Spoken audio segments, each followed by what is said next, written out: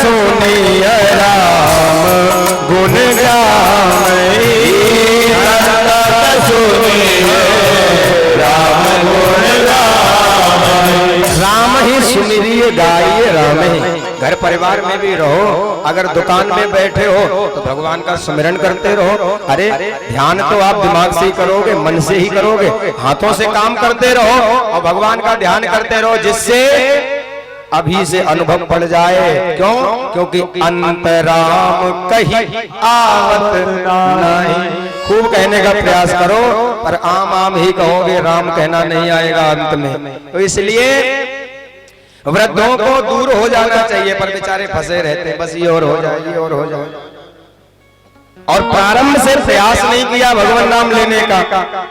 अगर जवानी में भगवान का नाम खूब चकाचक लिया होता, घर में रहो, शाम को कार्य करके वापस आओ, पति पत्नियों को, सभी को, घर परिवार वालों को, बच्चों को, बड़े बूढ़ों को, सबको इकट्ठा करो। भगवान के जो मंदिर होता है घर में, सबके घर में मंदिर होता होगा छोटा सा, उस जगह पर बैठो और 2 मिनट भगवान का कीर्तन करो। यहाँ तक कि तुलसीदास जी तो कहते हैं, एक घड़ी आधी में पुण्य याद, तुलसी संगत साधु की हरे कोटि अपराध। अगर आप 6 मिनट भी भगवान के सामने भगवान के होकर के बैठ जाओ, शाम को परिवार के साथ में कीर्तन कर लो, तो जो भी दिन भर पाप बने होंगे या अपराध बना होगा, वो भगवान सब स्वीकार करके नष्ट कर देते हैं और भगवान पुण्य आत्मा बना देते हैं। पर कभी प्रयास नहीं किया। हम लोग सोचते हैं कि बस जो कुछ करना है बुढ़ापे में करेंगे। एक व्यक्ति से जो बड़ा कंजूस था, उससे किसी ने कहा कि भैया तुम दान नहीं करते हो, पूरा मोहल्ला दान करता है, तुम ही नहीं दान करते हो कभी। ये देखो सब लोग हमसे कहते हैं कि ये आदमी कभी दान नहीं करता। बोला हम करेंगे। हमने एक युक्ति सोच रखी है। क्या? बोले हम तब करेंगे जब बिल्कुल मरने का समय आ जाएगा। क्यों? बोले हमने सुना है कि यहाँ पे हम जो पुण्य करते हैं भगवान सब लिखते हैं, सब भगवान के पास लिखा पड़ी रहती है।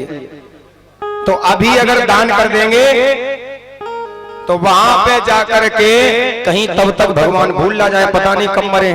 तो इसलिए जब मरने वाले होंगे तो इधर दान करेंगे, उधर भगवान के पास पहुंचेंगे तो भगवान के पास ताजा ताजा लिखा रखा होगा, याद तो रहेगा। सबने कहा ठीक है भैया। अच्छा, उसने कर भी रखा था।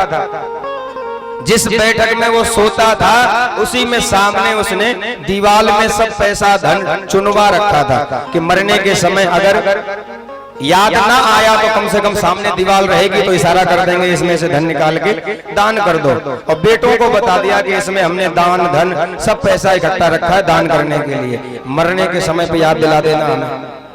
बेटे भी उसके महाकंजूस। आत्मावत जायते पुत्रः, पिता के जैसा ही पुत्र होता है। अब पुत्र भी बड़े कंजूस। अब उस व्यक्ति का मरने का दिन आया, अनुभूति हो गई, बुढ़ापा चढ़ा हुआ है, न बोल पा रहा है, न सुन पा रहा है, न देख पा रहा है। सब भीड़ आसपास आके लग गई, परिवार वाले इकट्ठे हो गए, मोहल्ले वाले। अरे एक ने कहा भैया इन्होंने कहा था कि मरने के समय दान करेंगे, तो इनसे दान करवा दो इनके हाथ से। बेटे बोले कहां से दान करवा दे, कुछ है ही नहीं। तो उससे पूछने लगे भैया बताओ तुम कहते थे मरने के समय दान करोगे, अब कहाँ है दान? अब वो बोल तो पा नहीं रहा, न बोल पा रहा है, न सुन पा रहा है, तो इशारा कर रहा है दीवार की तरफ। इस मेरे बेटों को पता है, बेटे अपने आप दीवार से निकाल के दान कर देंगे। पर बेटों से पूछा पड़ोसियों ने क्या कह रहे हैं तुम्हारे पिताजी, दीवार की तरफ इशारा करके। बोले पिताजी ये कह रहे हैं कि जो कुछ था वो तो हमने इस घर में लगा दिया, अब कुछ बचा ही नहीं, सो दान क्या करें। तो इसलिए जो कुछ करना है अभी कर लो, बुढ़ापे में पता नहीं क्या हो जाएगा। भजन करो मस्ती